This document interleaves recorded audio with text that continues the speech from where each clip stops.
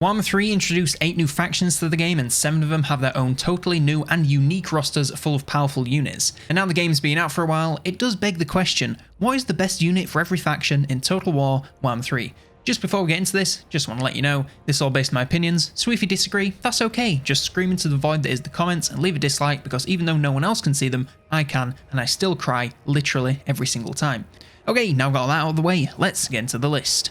First up we have Kislev, and for these guys I'm going to go for the Ice Guard with Glaives. First of all, they're a hybrid weapons unit, meaning they're good in melee and ranged, that's a gold star right there. And a unit that I can have slaughtering enemies from across the map just as easily as I can send them in to do the job up close and personal is a pretty poggers unit to me.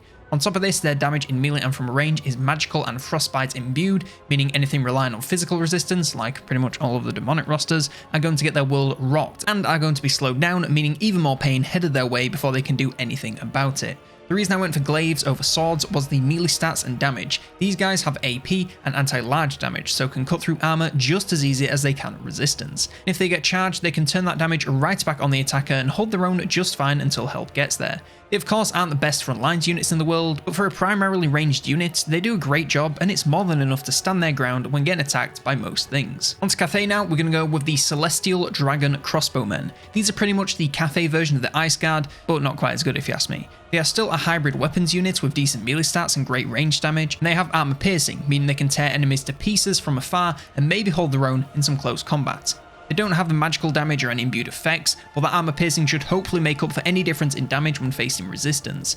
Their melee stats aren't going to bowl anything over, but they will still be pretty damn tough with their very high armor, so you should have plenty of time to bring them some help should they need it. Overall they are pretty good, not super overpowered or anything like the Sisters of Avalon, but pretty good. Now to Khorne, I'm going with the Skull Cannon. Now I may be biased here because I adore artillery and the Skull Cannon is just about the most metal piece of artillery the world has ever seen. I mean, look at this thing. It makes the Schwerve Gustav look like a water pistol. That's why I apologise to any German viewers for my atrocious pronunciation right there. It does outstanding damage from a huge range with AP, magical and fire damage to rip anything to shreds. It doesn't matter if they have resistance, armor or even regeneration, this bad boy is going to punch a hole clean through anything you point at.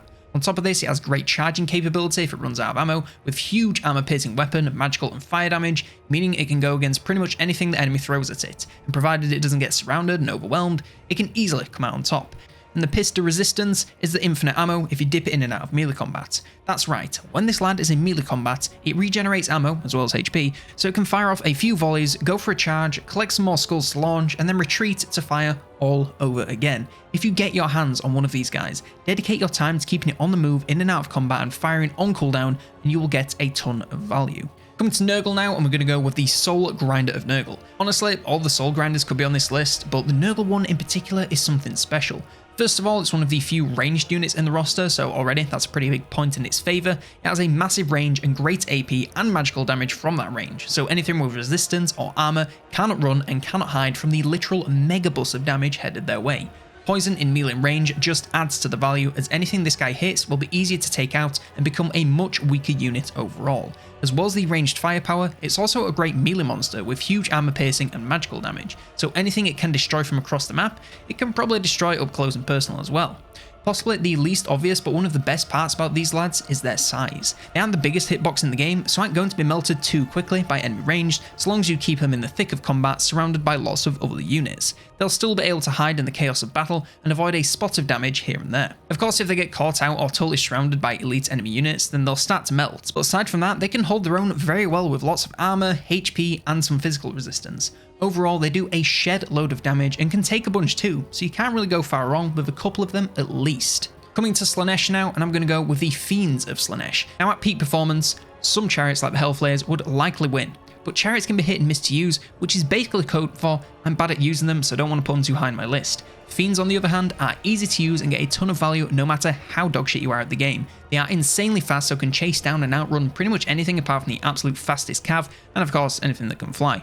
They do great armor piercing and magical damage and debuff whatever they're attacking, making them easy to take out. This of course means they can go against armor and resistance and tear through it to deal heavy amounts of damage with every single hit. They also gain the devastating flanker trait as all Slaanesh units do, so having them charge into anything from the rear is going to result in some massive damage bursts followed up by some devastating sustained combat. They're certainly not the toughest or the bravest in the world, but if you use them correctly to dismantle the back lines and backs of the front lines, you should do great. Coming to Siege now, not really surprised this one, we're going to go with the Soul Grinder of Siege. These ranged Soul Grinders really are too good. They have amazing damage from range with armor piercing, anti-large and magical, and again, anything with resistance or armor is going to feel that burn. Once they run out of ammo, they are still great frontlines monsters with armor piercing, magical damage and decent melee stats. They're still not the biggest monsters, so can't be focused quite as easily by enemy range, and they are still insanely tough with the armor, HP and resistance, as well as now the Barrier of Siege for that added protection.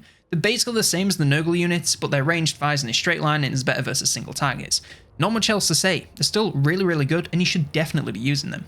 Now for the Demons of Chaos. This one is hard to choose since they have all of the other 4 Chaos rosters, so it's likely going to be something we've already seen. We could choose from one of their exclusive units, but that gives us like 3 choices including Daniel himself. So I think I would have to go with the Soul Grinder of Nergal, half because I love Plague Papa, and half because I really just think it's that good. Huge range, huge damage from that range, and a mean frontlines monster too. It may not have the single target damage that the Siege Soul Grinder or the Barrier, but that area damage can dismantle entire armies.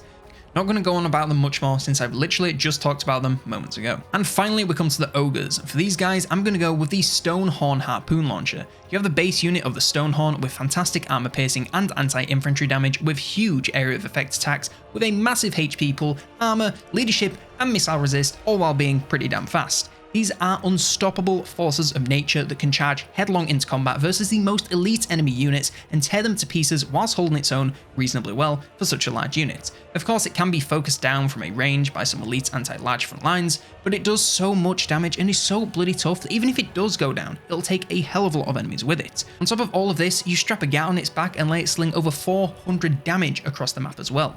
It's just a great unit for whatever you want to use it for. Firing from a range or front lines, it can do it all and do it well. It is truly a great monster unit, and while that massive size may be a bit of a hindrance, the raw dog damage output is well worth the risk of being shot at. And that is every faction in Warhammer 3 and their best units for now. Let me know what you thought of the list in the comments below, and if you had any other choices of units that I missed, let me know about that too. Leave a like if you did and subscribe to give me the validation I so desperately need. And if you're feeling particularly big penis, consider supporting the channel. You can become a supporter and get access to all sorts of goodies either here on YouTube memberships or on the Patreon. Huge thanks to Henry Tuck of his support at that officer's tier. Massive thank you to all supporters. One last thank you for watching, and for now, I've been COLONELDAMNEDERS, and I will see you next turn.